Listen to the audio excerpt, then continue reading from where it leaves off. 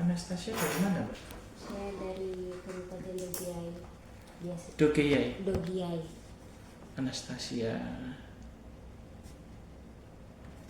Anastasia nama akhirnya?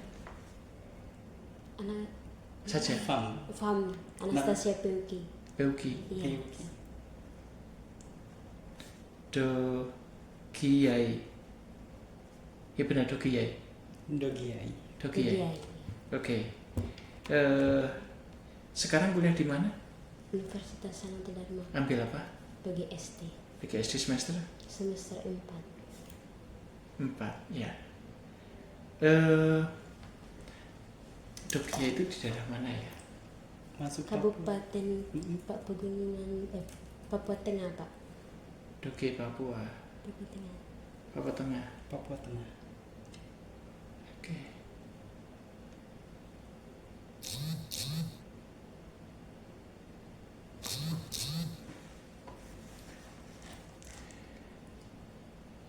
Kelahiran tahun berapa? 2004. Oke. Itu kamu tinggal di daerah pedesaan atau kota? Saya pedesaan, Pak. Pedesaan. Iya. Ya, bisa digambarkan seperti apa pedesaan di sana? Di sana masih ekonominya atau jalannya? Jalannya sudah di aspal. Dulunya dulu 2022 masih mereka membuat jalan. Sekarang sudah di aspal. Terus tapi masih kondisinya masih belum terlalu begitu maju begitu, Pak. Oke. Oh, berarti di daerah ini ya, dekat Nabire ya? Jauh dari Nabire? Jauh, Pak, 5 jam. 5 jam dari Nabire. Dogiai, Kabupaten Dogiai, terus pedesaannya Bomomani, Pak. Bomomani. Ya. Oke. Kamu anak berapa dari bersaudara? Saya anak ke-6 dari 8 bersaudara. Anak ke-6.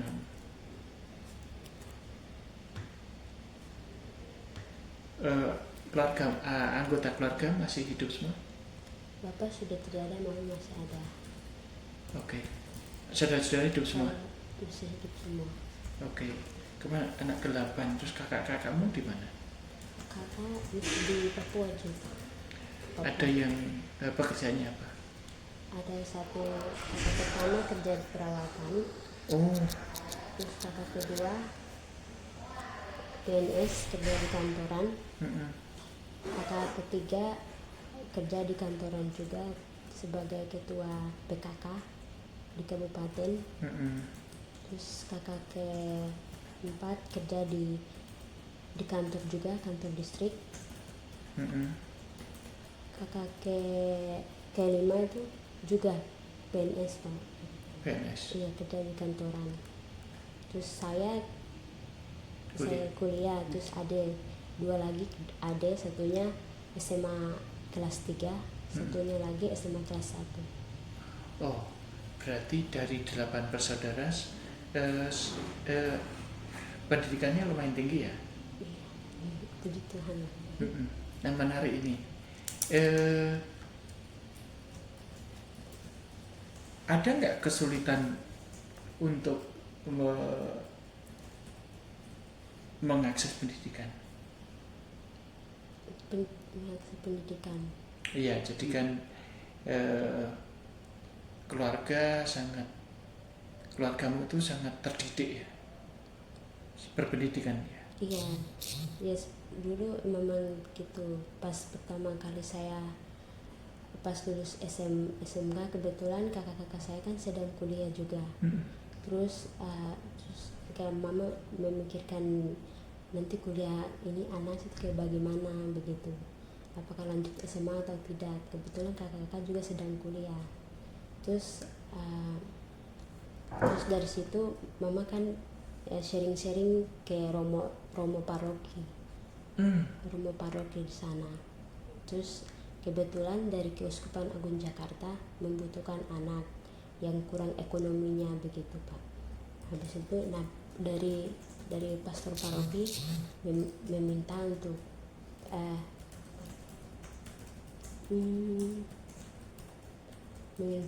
memberitahukan kepada mama apakah Anas bisakah tidak untuk melanjutkan kuliahnya di sana. Habis itu mama setuju bisa. Jadi kamu mendapatkan dukungan semacam beasiswa begitu? Iya, kayak ya begitu. Oke. Dari beasiswa dari Keuskupan. Keuskupan Agung Jakarta. Iya. Oke. Nah, dulu kakak-kakak itu untuk dapat sekolah siapa yang membiayai? Mama sama keluarga mama. Mama dan keluarga mama itu bisa mendapatkan dana cukup untuk pendidikan anak-anak itu dari mana? Dari berkebun, jualan, itu biasanya Pak. Berkebun, jualan, Iya. gitu ya? Pertanian. Oke. Kalau saya bayangkan ya, kebanyakan saudara-saudara Papua yang saya tahu gitu kan banyak berpindah-pindah berburu begitu ya. Nah, apakah keluarga kamu juga cenderung ekonominya ditentukan oleh berburu atau? Kalau berburu tuh lebih kebanyakan laki-laki ya kalau berburu. Tapi dulu memang bapak saya suka berburu. Tapi setelah bapak saya sudah tidak ada yang berburu lagi. Pertaniannya apa yang dijalankan? Mama berkebun, biasanya tanaman sayur, habis hasilnya dijual gitu.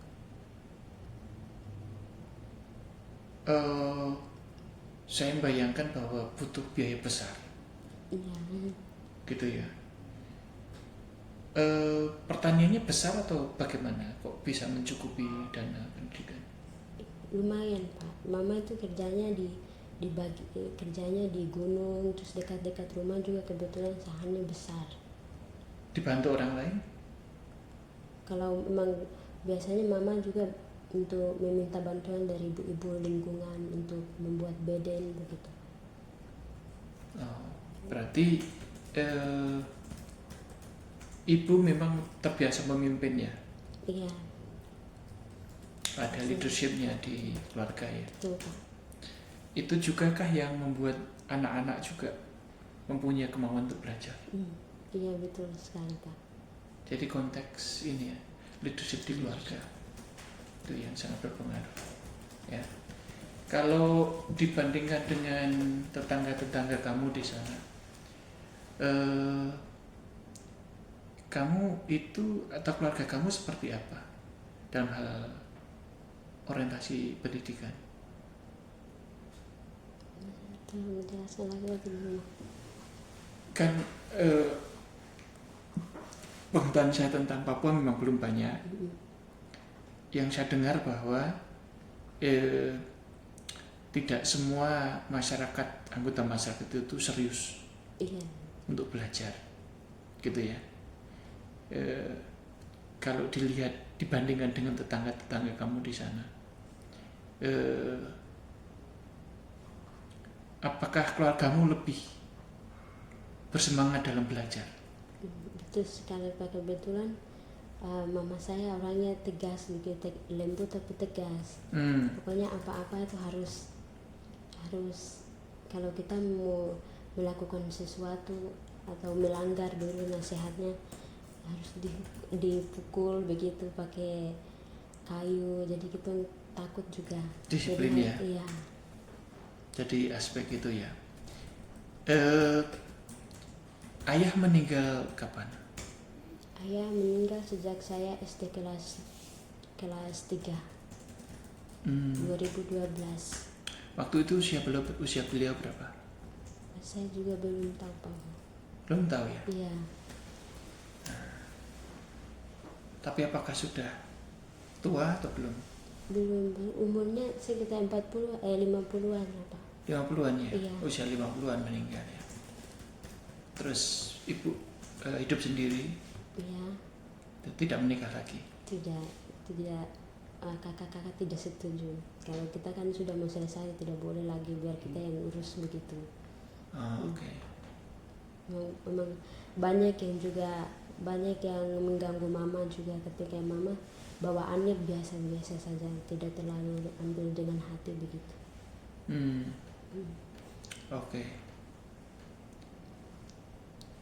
Jadi belajar di dalam data yang kalian punya itu, anak-anak Papua itu kesulitan untuk belajar ya, karena gurunya tidak ada, berbulan-bulan sendirian begitu. Kamu ngalami nggak itu? Saya pernah mengalami, tetapi waktu itu bapak saya sakit, terus mama juga merawat bapak di Jayapura, sedangkan kami ada tiga anak saja di rumah.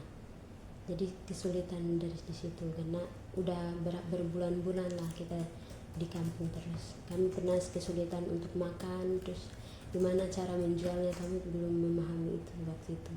Sempat ya? Iya sempat. Tapi ada bantuan dari tetangga-tetangga?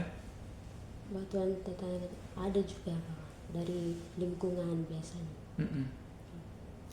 Nah ini jadi kalau kamu belajar serius gitu ya, itu apakah masyarakat atau orang lain menganggap itu baik atau buruk?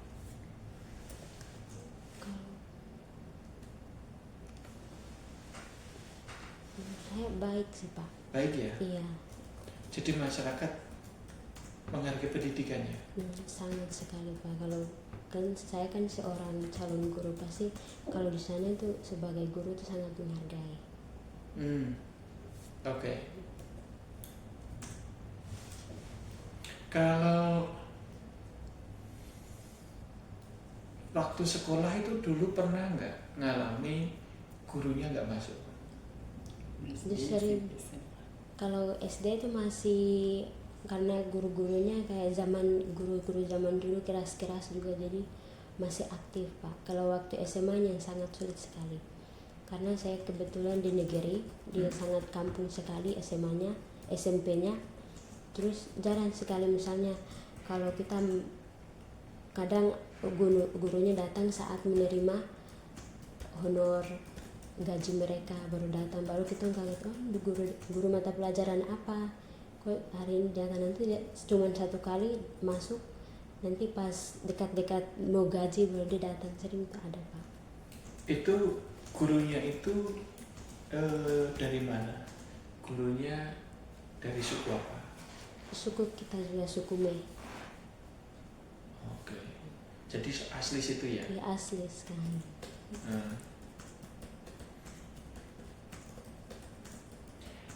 Kenapa guru-guru cenderung tidak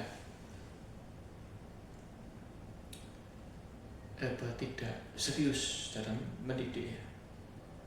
Ya mungkin karena dengan kepala sekolahnya Pak, karena kepala sekolahnya juga setiap tahun diganti terus, juga lingkungannya juga kurang bagus begitu, lingkungan sekolahnya. Yang dimaksud dengan lingkungan sekolah kurang bagus apa? Misalnya tidak seperti yang di kota begitu, ada becek, terus tidak timbun, jadi becek semua di sekolah itu. Jadi guru-gurunya juga kayak ngerasa malas untuk mengajar di sekolah kami. Jadi becek gitu ya, terus akses masuk ke kampung kami juga, karena kan jalannya masih belum diperbaiki juga. Terus di tengah jalan juga ada danau buatan begitu. Jadi susah untuk menyeberang. Transportasi sulit ya. Iya.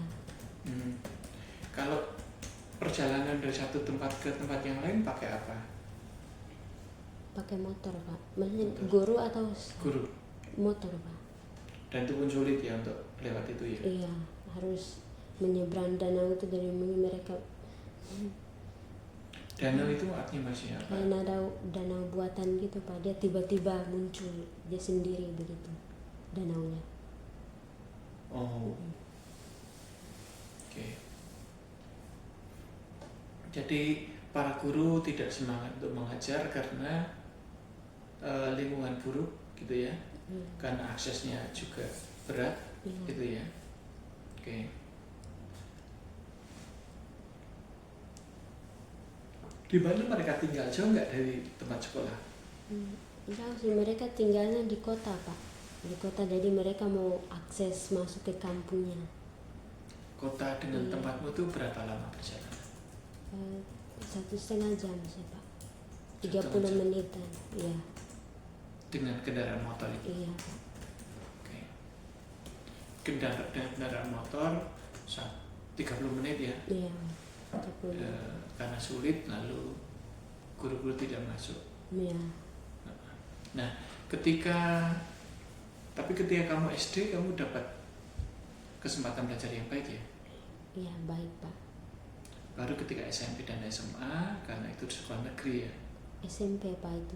SMP? Iya. Dan tadi saya berbicara itu SMP. SMP itu tidak baik? Iya. Oke. Dan itu di kampung kamu? Sangat kampung sekali Pak. Dekat kamu? Kemudian waktu SMA kamu sekolah di mana? Saya SMA di SMK Dharma Paramita, Bekasi Pak.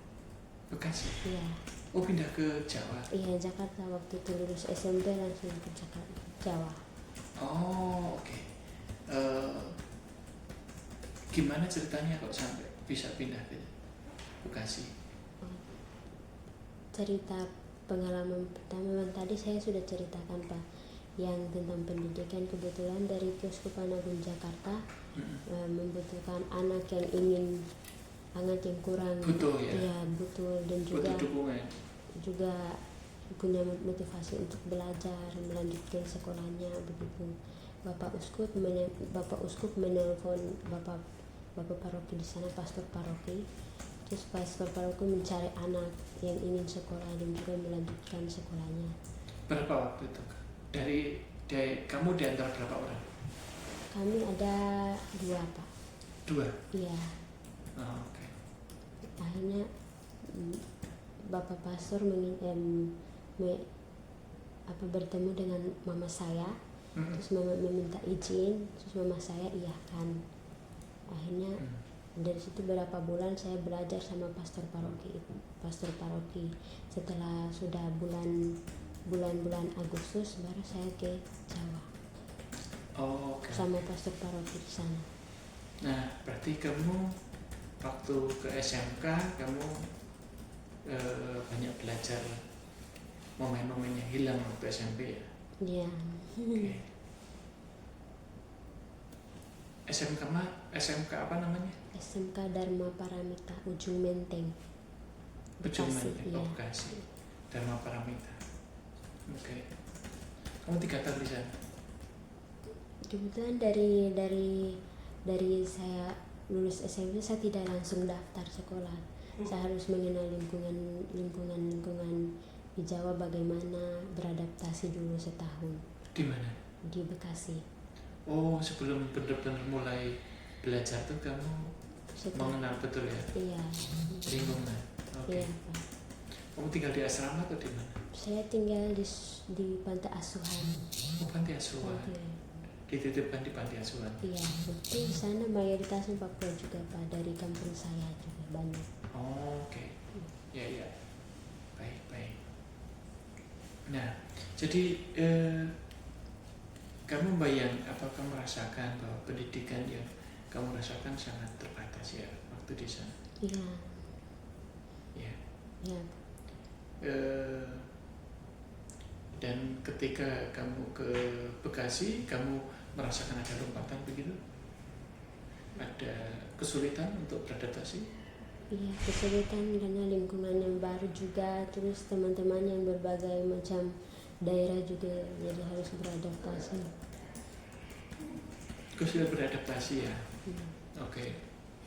Tapi kamu ada satu gap year ya, 1 tahun itu ya? Iya 1 tahun. Oke. Selama 1 tahun itu kamu ikut belajar apa saja?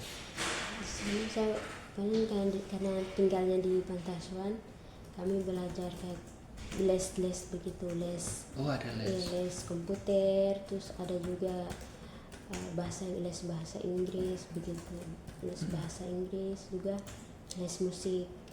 Oh ya? Iya. Lo belajar musik apa? Kalau Belajar musik apa? gitar cuma tidak terlalu memahami dan Oh, oke. tidak terlalu mahir. Oke. Ya. Dan ketika kamu kuliah SMK, kamu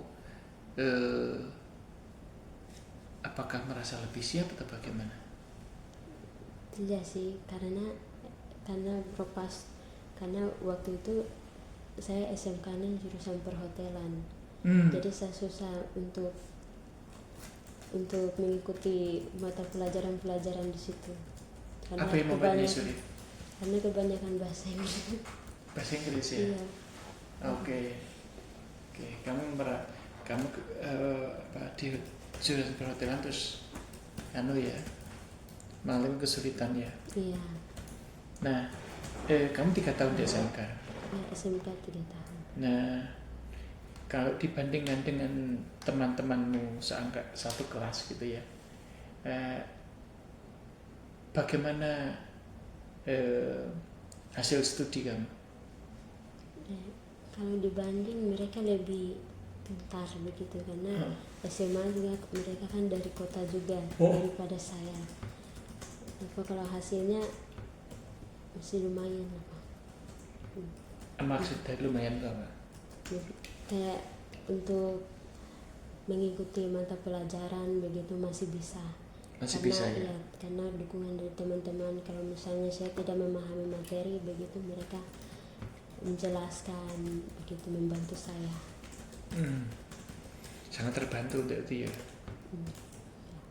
Baik. Ya. Kemudian kalau dilihat dari kondisi sekarang ini, kamu kan masuk Sanata Dharma gitu ya. Ini semester keempat kamu ya. Pengalaman belajar selama ini apa artinya buatmu? Arti? Pengalaman ini artinya apa sih? Dari proses dulu di sana dengan kondisi ibu yang keras gitu ya, kemudian mengalami pendidikan di SMP yang tidak bagus, pindah ke Tangerang, kemudian ada waktu jeda, kemudian kamu mengalami kesulitan karena bidangnya tidak kamu tahu gitu, lalu kamu masuk ke Sanata Dharma, menjadi calon guru SD. Nah, dari berbagai macam hal itu, pertanyaannya adalah apa arti pengalaman itu semua? Awalnya itu saya merasa kesulitan juga. Saya merasa kesulitan untuk beradaptasi lingkungan yang baru juga di sini. Terus bertemu dengan teman-teman yang berbagai macam daerah. Nah, terus kadang saya kayak merasa mundur atau merasa down begitu. Dalam hal apa ketika kamu merasa down itu? Kayak merasa takut saya berbicara, takut salah memahami dari teman-teman begitu. Khawatir kalau nanti kata-katanya nggak pas gitu ya? Iya, begitu. Terus apa lagi tantangannya? Terus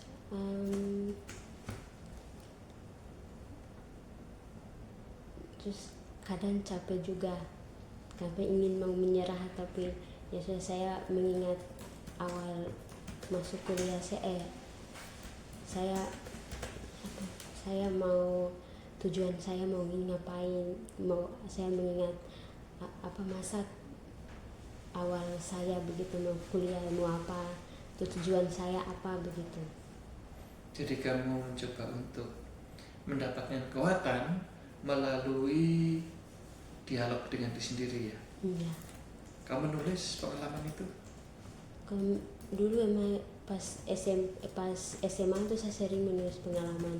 Tapi setelah kuliah itu saya sudah mulai kurang karena banyak tugas juga dari tidak ada waktu untuk menulis pengalaman. Ya. Apa yang membuat kamu merasa kuat ketika ada waktu-waktu ketika pengalaman terasa berat?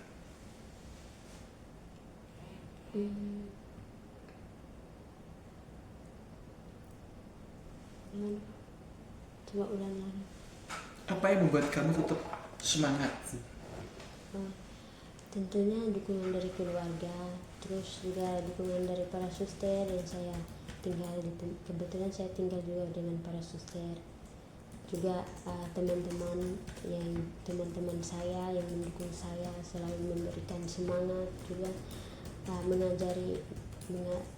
mengajari saya ketika saya tidak memahami materi. Jadi dukungan dari lingkungan ya? Iya. Kamu tadi bilang kalau kamu tinggal di rumah suster ya? Itu di mana? Di Demangan Baru, Pak. Itu suster apa? Susteran KYM. Oh, oke. Dan itu ada berapa teman di sana? Ada 9 suster, Pak. 9 suster dan kamu? Sendiri. Oh, sama suster ini.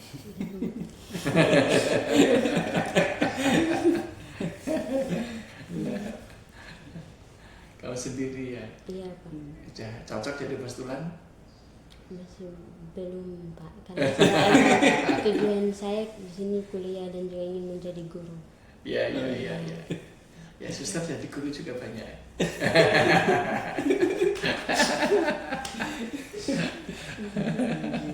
Ya. Jadi terus sekarang yang membiayai kuliahmu siapa? Dari Keuskupan Jakarta juga, Pak. Oh, oke. Masih bertemu sama Romo. Luar biasa. Gitu ya. Luar biasa. Nah, ada momen-momen yang menarik nggak selama? Kan tadi diceritakan kalau ketika kamu mengalami kesulitan, kamu akan dapat bantuan begitu ya. Gitu ya. Dan bantuan dari teman, dari dosen ya. Gitu dari ya. dosen, ya. Nah, ada momen yang khas nggak? Kesulitan yang khas itu waktu unik ya. Waktu itu ada dosen yang mengatakan kepada saya terus dalam kelas, dia tanya-tanya kamu dari mana, asalnya dari mana, terus dibiayain mandiri atau beasiswa, terus beasiswa ya, cerita pengalaman lah. Terus ibunya dia bilang kamu semangat ya, soalnya di PGSD ini banyak yang keluar begitu, gagal begitu, kamu harus semangat, harus bisa. Di situ saya juga semangat begitu, semangat ke kampus, semangat mengikuti kegiatan-kegiatan di kampus. Oke. Jadi kamu dapat dukungan dari berbagai pihak. Iya. Dosennya pun juga demikian. Iya. Oke. Apakah kamu kenal juga dengan teman-teman dari Papua yang di kampus lain? Saya tidak terlalu dekat, Pak. Sangat. Terlalu dekat ya? Iya, belum kenal-kenalan begitu. Oke. Kebetulan mereka jadwalnya beda. Jadwal untuk masuk kelas beda kelas mereka.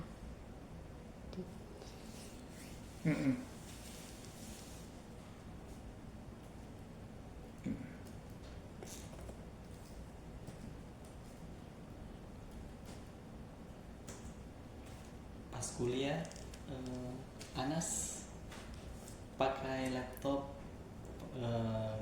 sudah terbiasa atau masih adaptasi lagi? Waktu itu pas SMA itu karena kebetulan banyak anak juga kan di pentasuhan, jadi kami masih tidak terlalu mahir begitu di bagian komputer, laptop gitu. Pas dari sini baru karena ada suster juga bisa membantu saya, mengajari saya, jadi saya mulai memahami. Oke. Kamu suka membaca dan menulis? Kalau membaca, saya kalau membaca menulis dulu pas SMA saja Pak. Pas kuliah ini yang masih tidak terlalu. Menulis baru iya, menulis pengalaman, menulis kayak hal-hal yang menarik begitu. Yeah.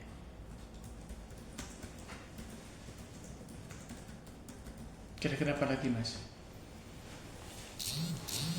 Support system, terus kemudian tadi Anas sudah cerita kalau seandainya bisa beradaptasi, dukungan juga banyak dari teman, dosen, para suster.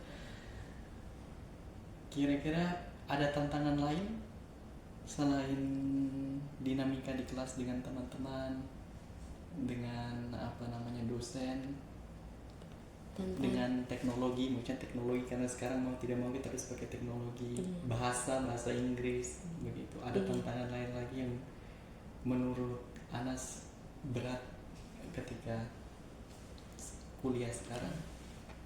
Yang sangat berat ketika kita pembagian kelompok. Pembagian kelompok, saya orangnya penakut juga dalam kelas, jadi susah untuk kayak cepat ramah kepada teman-teman. Ayo kita kelompok begini, ayo sama aku juga begitu kan. Tapi masih ragu-ragu. Tapi pas semester 3 baru bisa, sekarang sudah bisa. Karena pengalaman saya mengikuti kegiatan-kegiatan di kampus, jadi saya mulai sedikit-sedikit percaya diri. Jadi bisa dalam kelas juga bisa berusaha untuk beradaptasi dengan teman-teman kelas. Iya. Kemudian Anas yang berikutnya itu, selama perkuliahan ini Anas belajar mandiri, jadi tidak ada kayak matrikulasi, tidak pernah merasakan program. Kalau sebelumnya pas di SMK kan ada 1 tahun persiapan. Nah, pas masuk Sanata Dharma ada masa persiapan atau tidak? Tidak ada. Waktu itu mau masuk Sanata Dharma juga ikut suster saja, suster yang urus juga kan, jadi tidak ada persiapan. Okay. Kemudian Anas tadi kan sempat mention tujuan, kira-kira motivasi atau tujuan kenapa masih bertahan sampai sekarang, kan berat ya. Yang Anas bilang cerita tidak mudah juga dengan background pendidikan yang dulu SD SMP, kemudian SMK butuh adaptasi, sampai di Sanata Dharma juga pasti lebih banyak belajar begitu daripada teman-teman yang selama tinggal di kota. Nah, Anas kira-kira motivasi tujuan kok masih bertahan, karena memang tadi sempat disebut sama dosen ya, ada teman-teman kita yang dari Papua sana putus di tengah jalan, tidak bertahan sampai akhir. Motivasi kenapa masih tetap bertahan dan masih tetap lanjut semangat untuk studi kuliah, kenapa? Pertama itu saya mengingat perjuangan orang tua, perjuangan orang tua juga perjuangan orang yang membiayai saya.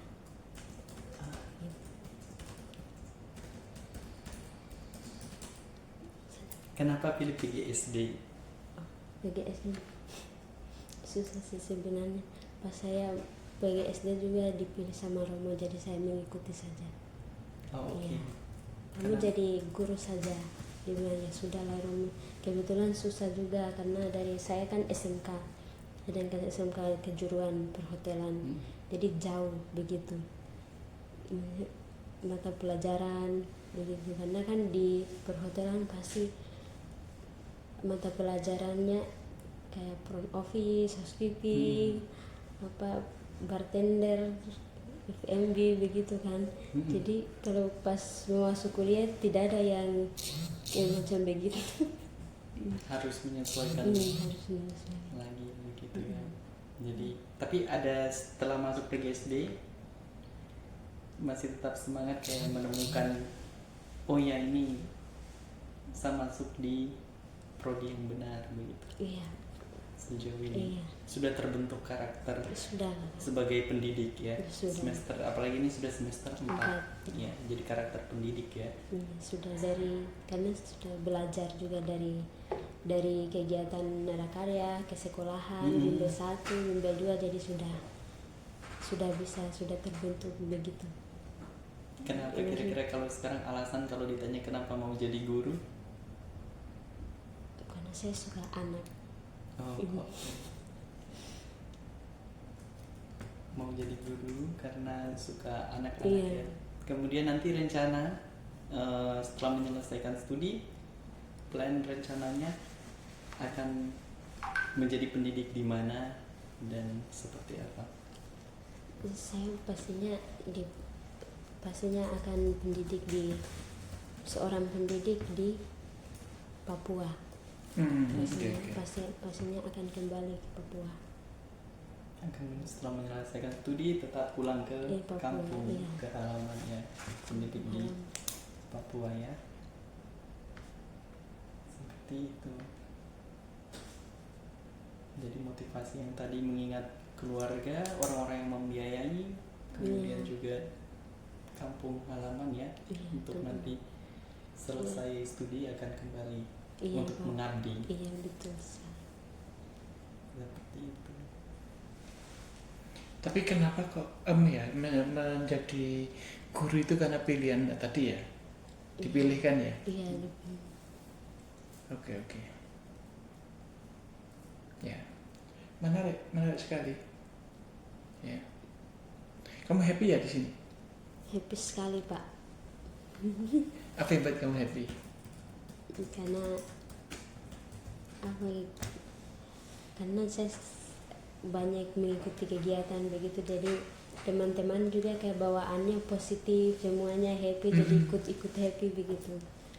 Jadi ini kekuatan sport system di sini ada begitu banyak kegiatan, Mas.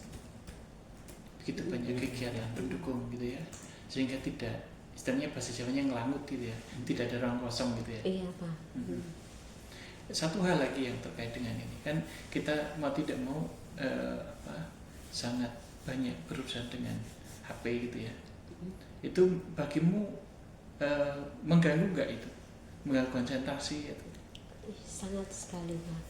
Mengganggu ya? Iya, mengganggu. Soalnya pas semester saya mengingat penilai-nilai juga kan.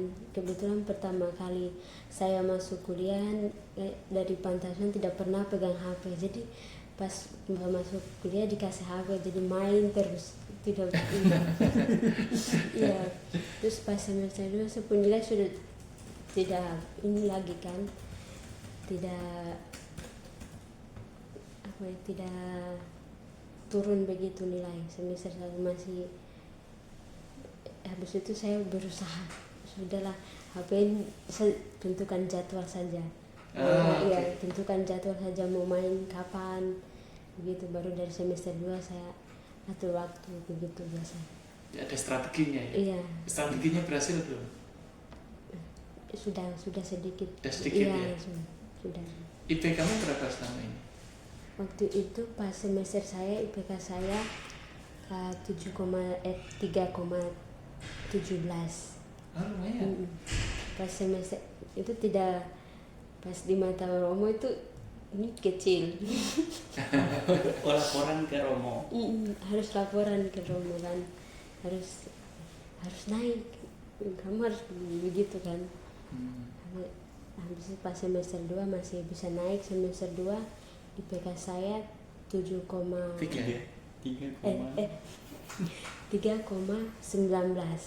Sedikit, naik sedikit. Pas semester 3 3,20 lah, sedikit. Oh gitu ya? Iya. Terus ini baru semester 4. Iya. Ya, menarik ini. Kalau diringkaskan seperti ini ya, pengalaman Anastasia terkait dengan proses belajar itu dipengaruhi oleh kultur di rumah yang sangat kuat. di mana ibunya itu sosok yang tangguh, disiplin, dan mempunyai visi ke depannya, sehingga tidak mengherankan bahwa dari seluruh anaknya total 8 itu semuanya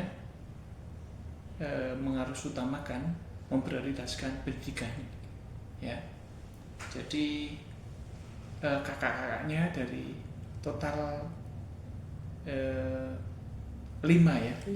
semuanya sudah bekerja ya, Sudah. bekerja dan berada di di perkantoran dan juga sebagai PNS. Jadi itu sebuah indikator ya, bahwa kekuatan kedisiplinan di keluarga itu luar biasa. Kemudian contoh dari sikap dasar orang tua itu juga salah satunya dengan mencarikan bantuan agar anaknya yang ke-6 yang adalah Mbak Anastasia ini itu mendapatkan kesempatan studi. Ya, maka ketika lulus SMP langsung pindah ke Bekasi. Di sana ada 1 tahun gap year untuk memahami kehidupan di Bekasi. Baru kemudian setelah itu menjadi siswa di SMK perhotelan ya. Iya. Ya. Jadi hidup di asrama, bener kan di asrama ya? Panti asuhan Pak. Panti asuhan ya, asrama panti asuhan. Sama Ya. saja. Menciptakan dukungan yang baik juga untuk dia, ya. Lalu kemudian tetap dibiayai oleh Kesukuman Agung Jakarta untuk kemudian melanjutkan studi di Sanat Dharma. Dan di Sanat Dharma tantangan tidak lebih mudah karena merasa minder ya, minder, merasa nggak pede. Baru ketika di semester 3 itu mulai berani untuk berinisiatif ya. Dan pengalaman belajar tidak mudah, apalagi dengan godaan HP yang sebelumnya tidak pernah dialami, ya kan? Tidak tergoda untuk menggunakan untuk sarana bermain dan seterusnya, gitu. Tapi kemudian tetap berusaha untuk menentukan, buat langkah-langkah agar bisa tertangani ya. Lalu pelan-pelan ada perbaikan walaupun nggak signifikan ya, nggak melonjak besar, tapi IP dari 3,17 kemudian jadi 3,19 menjadi 3,20 sekian gitu ya. Jadi secara konsisten ada perubahan ke depan gitu. Nah, motivasi untuk kedepannya itu menjadi guru, walaupun toh belum semata-mata dari dalam ya, karena lebih merupakan perintah dari Romo gitu ya, ya kan? Tetapi pada dasarnya sangat mencintai anak-anak ya. Iya. Dan rencana ke depan akan kembali ke Papa menjadi guru. Iya. Gitu. Jadi proses belajar, proses dinamika dipengaruhi oleh lingkungan, ya, juga kesempatan-kesempatan yang diciptakan dan diusahakan oleh orang tua. Gitu. Itu yang bisa kita simpulkan. Ada lagi? Ada lagi tantangan, sudah itu saja yang Anas Itu rasakan. Terus kemudian tadi sudah disampaikan oleh Pak Markus juga terkait dengan bagaimana Anas kemudian menavigasi diri ya. Kalau apa istilahnya tidak mengerti begitu, ada teman yang tanya, apakah ada inisiatif dari Anastasia juga kayak bertanya ke teman, Iya, saya yang ke suster? iya Kak. Saya yang harus memahami. Saya yang mau belajar dari inisiatif lah saya bertanya gitu. Bertanya, apakah biasa bertanya kepada siapa saja? Teman, terus suster juga, bilang suster kan sudah memahami bukan memahami, dan mereka juga kuliah kan, pasti apakah mereka mengetahui itu. Saya harus bertanya, suster tahu ini enggak, coba jelaskan ke bagaimana ini begitu. Baik. Begitu. Terakhir ini Anas, dari saya, kira-kira pesan dan saran kira-kira untuk teman-teman dari Papua, khususnya teman-teman asli Papua yang dari kampung mau belajar atau studi di Jawa. Dari pengalaman Anas sudah selama ini mengalami sendiri, kira-kira pesan untuk teman-teman yang mau studi di sini apa? Kesan saya untuk teman-teman mahasiswa dari Papua, dari kampus tetap memberi dukungan, terus mendukung mereka supaya mereka itu lebih percaya diri,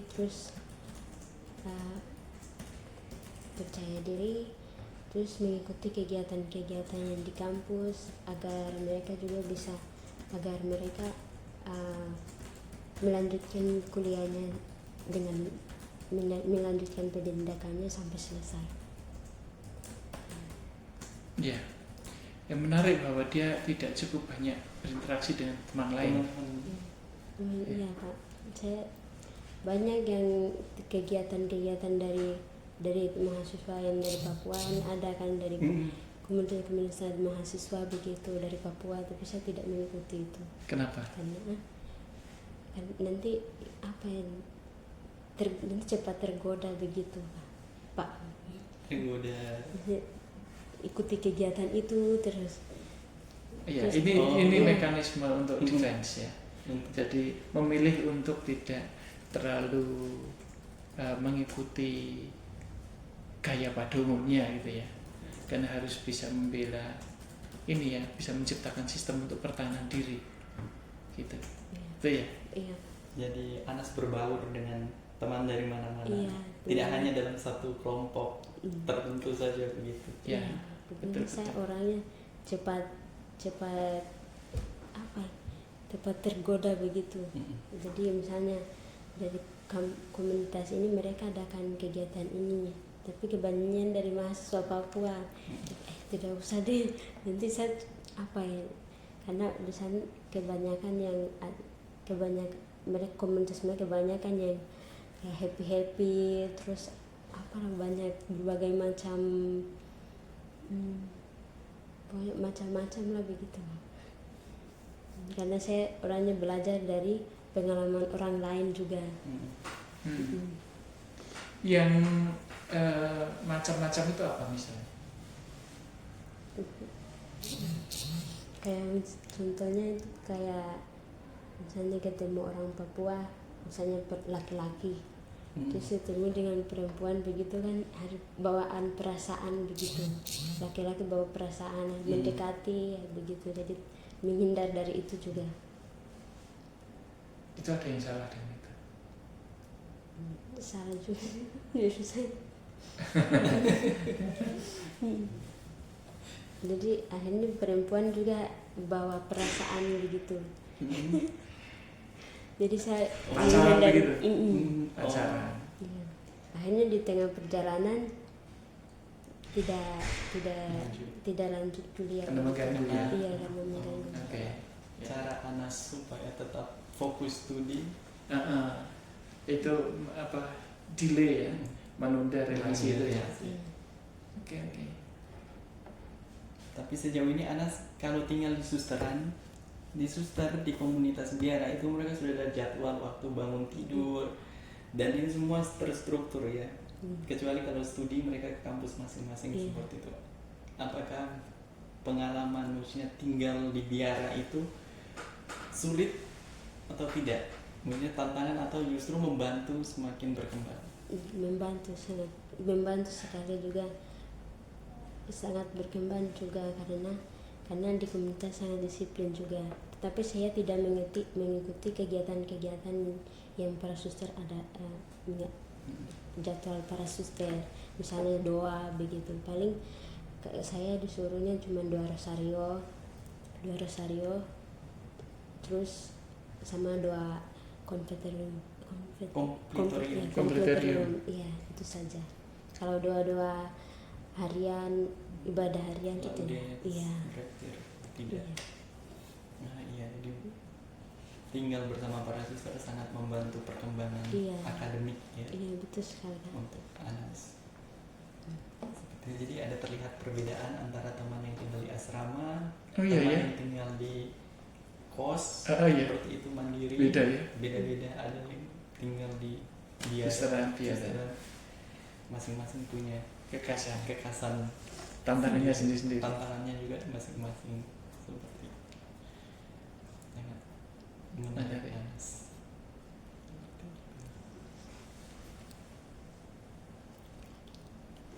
Ada lagi. Apakah masih ada Pak Markus? Saya pikir sudah cukup ya. Sudah. Sudah cukup. Jadi kami kan melakukan riset ini untuk memahami dinamika teman-teman dari Papua. Jadi karena pada prinsipnya kami belum tentu tahu apa yang dirasakan ya. Ya pelan-pelan kita bangun pemahaman melalui perbincangan kecil-kecil seperti ini. Gitu. Ini kan jadi skripsi kamu aja Mas. Oh iya, baik Pak. Ya kan? Benar. Jadi nanti ceritanya agak panjang. Ya, yang ini ditulis untuk publikasi tapi bisa narasi-narasi itu dibuat lebih luas lagi.